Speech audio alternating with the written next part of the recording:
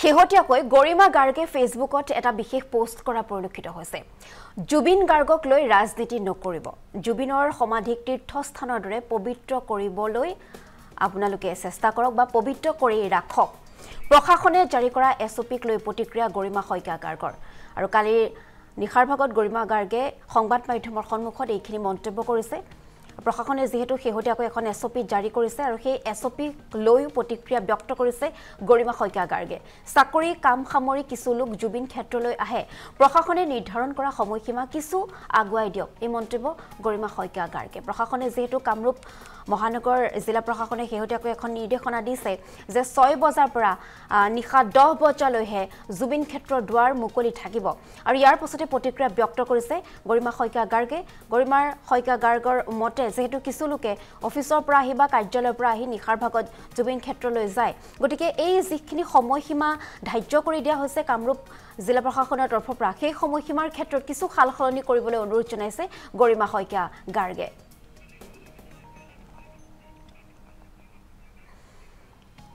আমি দৃশ্যাংশ আপোনালোকক দেখুৱাইছোঁ। কালি যেহেতু জুবিন গাৰ্গৰ সপোনৰ ছবি ৰৈ ৰৈ বিনালে ট্ৰেইলৰ মুকলি পাইছে আৰু সেই মুকলি হোৱাৰ পাছতে ছবিখনৰ ট্ৰেইলৰ মুকলি হোৱাৰ পাছতে এনেধৰণে সোণাপুৰত গৈ উপস্থিত হ'লগৈ গৰিমা শইকীয়া গাৰ্গ।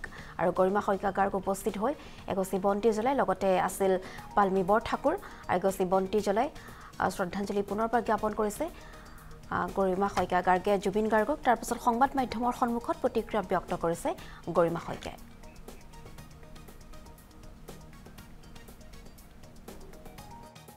ৰাজনীতি তাত আহিবই নালাগে, য'ত জুবিনে ৰাজনীতি কেতিয়াও প্ৰশ্ৰয় দিয়া নাছিল। গতিকে আমাৰ পৰিয়ালৰ পৰা বা আমি কোনোৱেই এই ক্ষেত্ৰখনত ৰাজনীতি আমি নিবিচাৰোঁ কোনো ফালৰ পৰা। যেনেদৰে আমি প্ৰথম দিনৰ পৰা এটা কথাই কৈ আছোঁ যে শান্তি সম্প্ৰীতি, তাত কোনো ৰাজনীতি, তাত কোনো ধৰ্ম ভাষা একো কথা নাই। গতিকে সেইখিনি কথা কৈছোঁ যেতিয়া ইয়াত নিৰ্দিষ্টকৈ এটা বিষয় আহিবই নালাগে। এখন মাত্ৰ সম্প্ৰীতিৰ সমন্বয়ৰ স্থান হয়, সেয়াই আমি এইবোৰ কাম কৰিব নালাগে।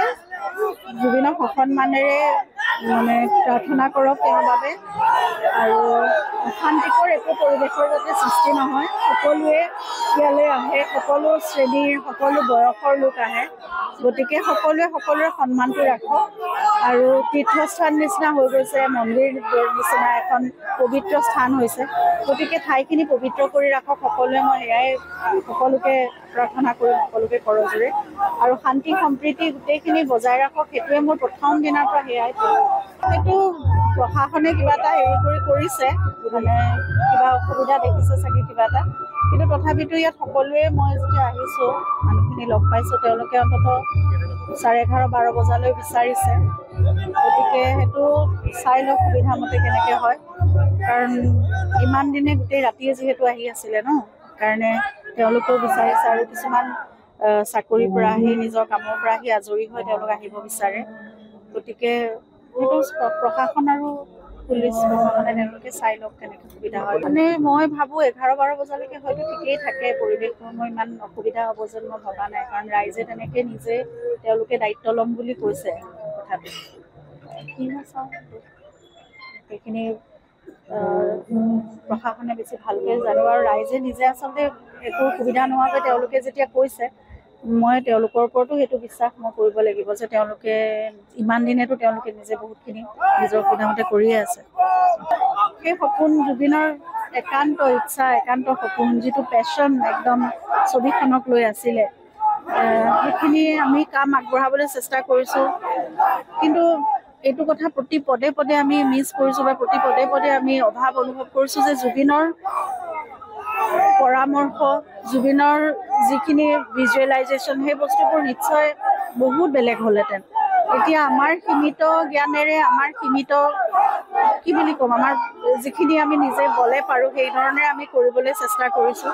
কিন্তু জুবিনৰ সপোনখিনিক আমি যিখিনি আমাক কৈ থৈ গৈছিলে, বা তেওঁ যেনেদৰে হৈ থকা গোটেই সময়খিনি তেওঁ কৈ থাকিছিলে কথাবোৰ, সেই গোটেইখিনি কথা আমি সাকাৰ কৰিবলৈ চেষ্টা কৰিছোঁ। যেনেকৈ তেওঁ বিচাৰিছিলে 31 তাৰিখে সকলোৰে আগত, ৰাইজৰ আগত উলিয়াই দিবলৈ চেষ্টা কৰিম।